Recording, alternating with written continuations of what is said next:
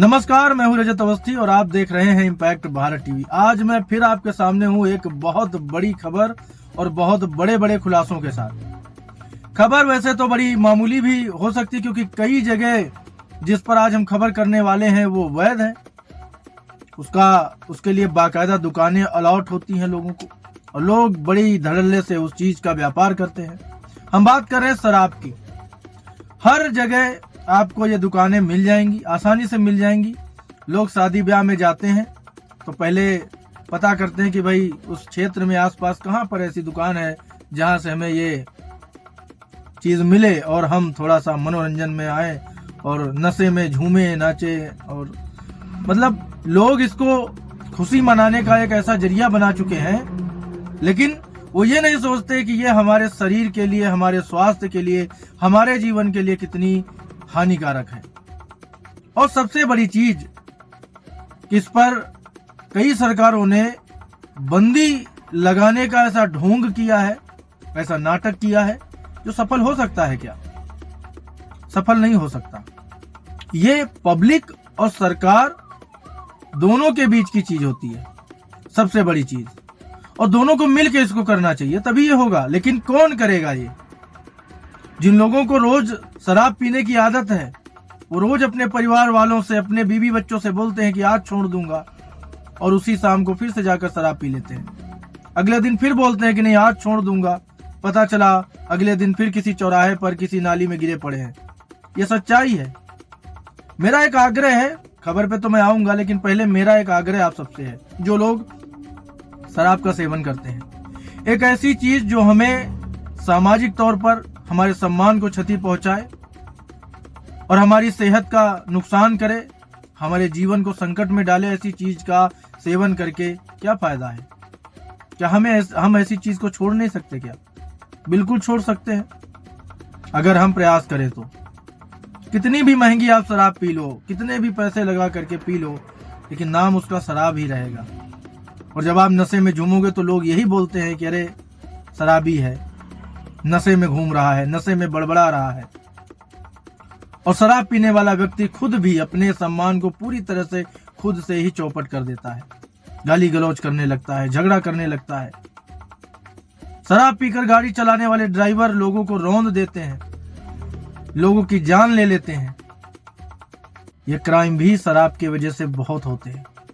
लेकिन क्या कोई इस पर खुल करके बात करना चाहता है? आज के समय में कोई भी मीडिया, कोई भी चैनल क्या इस विषय पर खुल के बात करना चाहता है? भारत में कोई नहीं करना चाहता, क्योंकि बड़े बड़े लोग जो टीवी चैनलों पर बैठ करके अपने शो में बहुत बड़ी बड़ी आइडियोलॉजी की बात करते हैं, बहुत से ऐसे लोग हैं जो बड़ी बड़ी बातें करते हैं अपने शो में, वो खुद शाम को जा करके शराब पीते हैं, घर में पार्टी करते हैं शराब के साथ, लोगों को बुलाते हैं, मित्रों को बुलाते हैं। उनकी खुद की पार्टी शराब के बिना अधूरी मानी जाती है। आप अगर देखोगे तो इंटरनेट पर आपको ऐसे बहुत बड़े बड़े लोगों की तस्वीरें मिल जाएंगी जो बहुत ज्ञान देते हैं लेकिन शराब पीते हैं। तो ये मजबूरी नहीं कही जा सकती शराब पीना। लोगों इसको चॉइस बना चुके हैं, वो शराब पीने को चॉइस बना लिया है लोगों ने। लेकिन क्या ये जायज है? अब आपको हम आज की एक बड़ी खबर बताएंगे।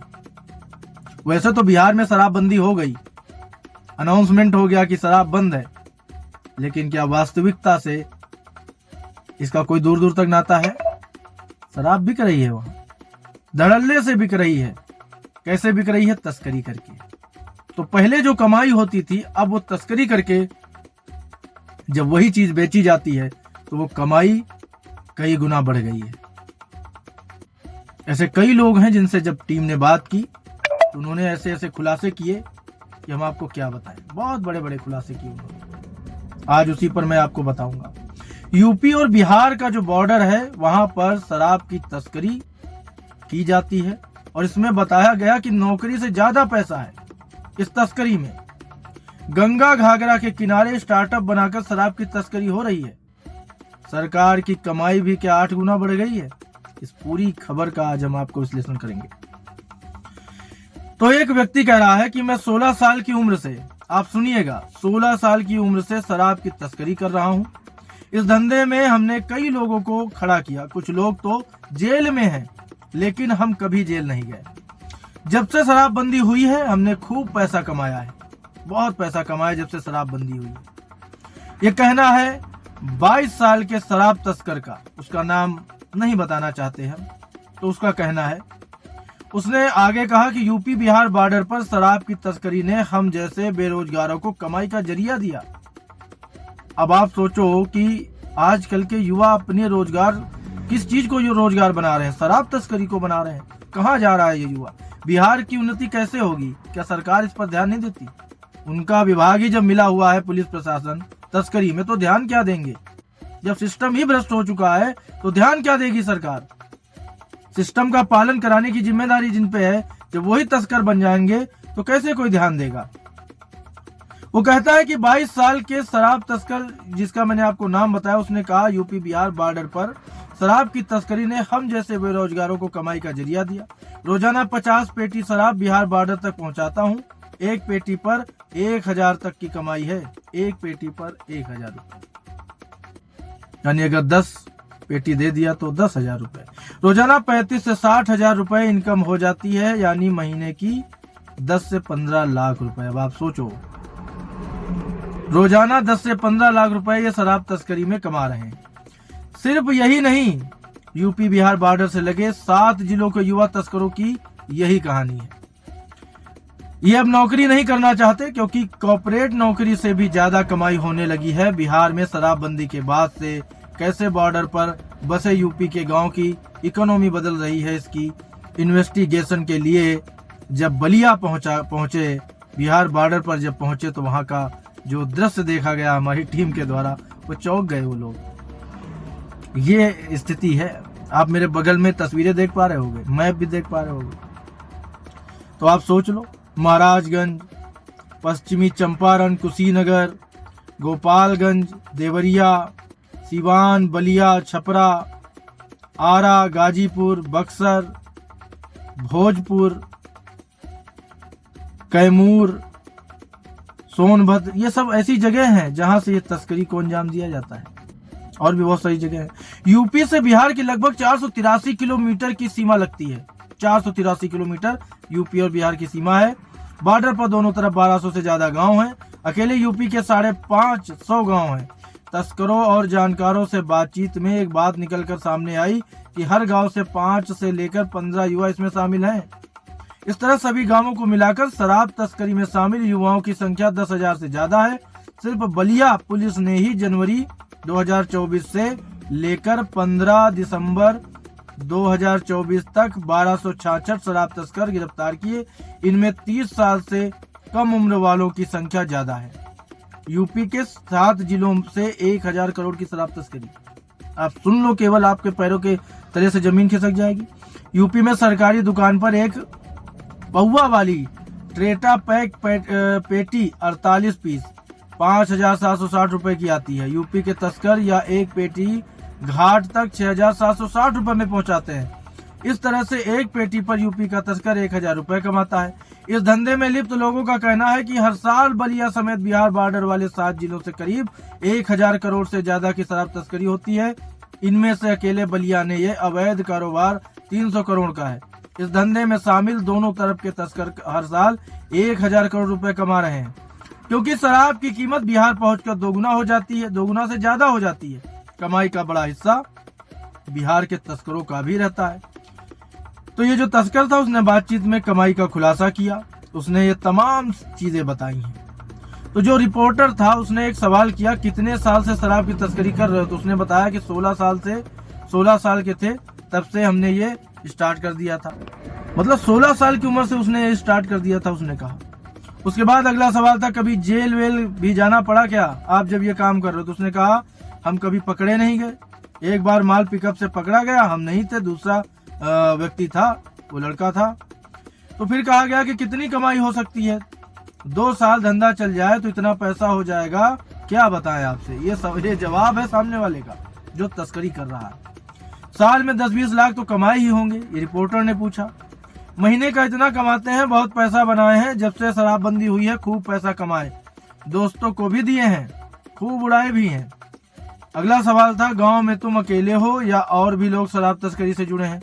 गांव में 3 लोग करते हैं, हम हैं, एक और भी है और एक और है। ये गलत काम है, क्या परिवार वाले रोकते नहीं हैं? तो वो हंसते हुए बोला, परिवार वाले भी सभी करते हैं, पूरा परिवार ही तस्करी कर रहा है। क्या रेट माल लोगे? हम माल बिकाएंगे, नाव पर माल का 6000 मिल जाएगा, वैसे गोदाम पर माल का 5200 मिल जाएगा। ज्यादा माल हुआ तो 5000 का मिल जाएगा। पेटी पर 1000 की बचत हो जाएगी। हमने बलिया की एक बियर शॉप के सेल्समैन से भी बिहार के शराब तस्कर बनकर बात की। सेल्समैन ने से तस्करी को लेकर बातचीत की, फिर उसके पारिवारिक हाल भी हमने जाने और सब चौंक गए हमारी रिपोर्ट। अब आपको बताते हैं कि ये बड़े पैमाने पर जो तस्करी हो रही है उसकी वजह क्या है। तो बड़े पैमाने पर जो तस्करी है उसकी वजह अगर आपको बता तो ये 2 है, पहली गरीबी और दूसरी बेरोजगारी। बलिया के शीतल दवनी निवासी सीनियर वकील कैश सिंह के मुताबिक बलिया का बांसडीह क्षेत्र 3 तरफ से नदियों से घिरा हुआ है, जहां पर यूपी और बिहार की सीमा लगती है। यहाँ की अधिकतर आबादी खेती पर निर्भर है। खेतों के जो छोटे हैं। 5 बीघे का किसान फसल में कम से कम 10 से 20 हजार की कमाई कर पाता है। वहीं मजदूरों की एक दिन की दिहाड़ी 400 से 500 रुपए है। हम कहते हैं कुछ भी हो, कारण कुछ भी हो सकता है, और कारण पे आप जाओगे तो कारण बहुत सारे मिल जाएंगे। लेकिन आप ये सोचो कि क्या ये तस्करी जायज है? आज हमने आपको कितना बड़ा खुलासा करके दिखाया है, लेकिन अफसोस की बात है कि भारत का कोई भी मीडिया वर्ग इस पर बात ही नहीं करना चाहता, ना ये खबर दिखाना चाहता है, ना इस तरह के स्टिंग ऑपरेशन करना चाहता है, ना इस तरह की रिसर्च करना चाहता है, ना उनकी टीमें ग्राउंड जीरो पर जाकर के देखना चाहती हैं कि हालात कहां पर कैसे हैं। चुनाव की खबरें दिखा करके, राजनीतिक पार्टियों की खबरें दिखा करके, किसका विधायक बिक रहा है, कौन जीत रहा है, ये दिखा करके ही पूरा दिन का टीआरपी लेकर के टाइम पास कर दिया जाता है। लेकिन क्या ये जो जमीन पर चीजें हैं जिनसे हमारे आज के समय में लोगों का कुछ भला हो सकता है कुछ लोग ये अगर विश्लेषण देख रहे होंगे, मेरा शो देख रहे होंगे, तो उनको हो सकता है कहीं कुछ लगे कि हमारे जीवन में सुधार की जरूरत है और वो सुधर जाए। कौन नहीं जानता कि शराब पीना सेहत के लिए बहुत ज्यादा हानिकारक है, सभी जानते हैं। और कई लोग कभी कभी ऐसी स्थितियों में जब उन्हें समझ में आ जाती है कोई चीज, किसी के द्वारा भी समझाई जाए, तो उन्हें समझ में अगर आ गई तो वो छोड़ भी देते हैं। ऐसी कोई बड़ी बात नहीं है। लेकिन ये परिवर्तन लाने के लिए हम लोगों को प्रयास करना होगा, क्योंकि आज के समय में भारत ही नहीं, बहुत लोगों के अंदर देखो मीडिया को लेकर के एक विश्वसनीयता बढ़ी है।